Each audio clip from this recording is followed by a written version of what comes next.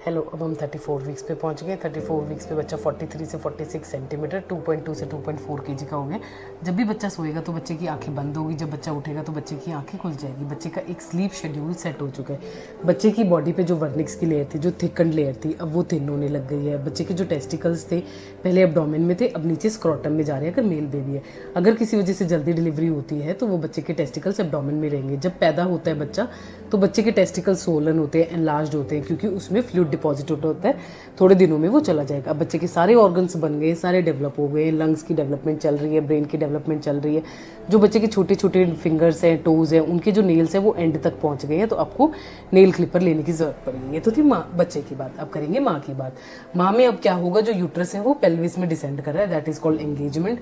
तो अब मदर को एक सेंस ऑफ रिलीफ मिलेगी, सांस चढ़ना जो होता था वो अब कम हो जाएगा, एसिडिटी ये भी कम होगी।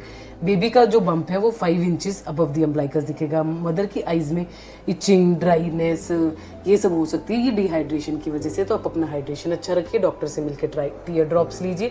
अगर आपको किसी वजह से ब्लरिंग ऑफ विजन हो रहा है, अपने डॉक्टर से मिलिए, ये बीपी का साइन हो सकता है। वजाइनल डिस्चार्ज इस टाइम होना नॉर्मल है, लेकिन उसमें अगर कोई ऑल्टर्ड कलर है, इचिंग है, कोई रेडनेस है, यूरिन में दिक्कत है, अपने डॉक्टर से मिलिए। इस टाइम आपको करना क्या है, अभी आपका ग्रोथ स्कैन हो गया होगा, जिससे प्लेसेंटा का, बच्चे के वेट का, बच्चे के आसपास के पानी का सबका पता चल गया होगा। अगर कोई हाई रिस्क प्रेगनेंसी है तो डॉपलर भी करवाना पड़ सकता है, जिससे खून का दौरा प्लेसेंटा में कितना जा रहा है वो पता चलेगा। अब जो मदर के निप्पल्स है वो किसी किसी में इन्वर्टेड या फ्लैट निप्पल होते हैं। अगर ऐसा होता है तो डिलीवरी के बाद दूध पिलाने में दिक्कत होती है। तो इस टाइम आपने पीछे से लेके आगे तक निप्पल्स को ऐसे एक्सरसाइज करनी है ताकि बच्चा आराम से दूध पी सकेगा। इस टाइम हो सकता है थोड़ा बहुत मिल्क डिस्चार्ज हो रहा हो, उसे कोलेस्ट्रम कहते हैं, उसमें एंटीबॉडीज होती है, वो बच्चे की सेहत के लिए बहुत अच्छी होती है। कई बार क्या होता है, ब्रेस्ट बहुत बड़ी हो जाती है, दर्द करती है, तो दिन में आपको सपोर्टिव ब्रा पहननी है, रात को आपको लाइट ब्रा पहननी है।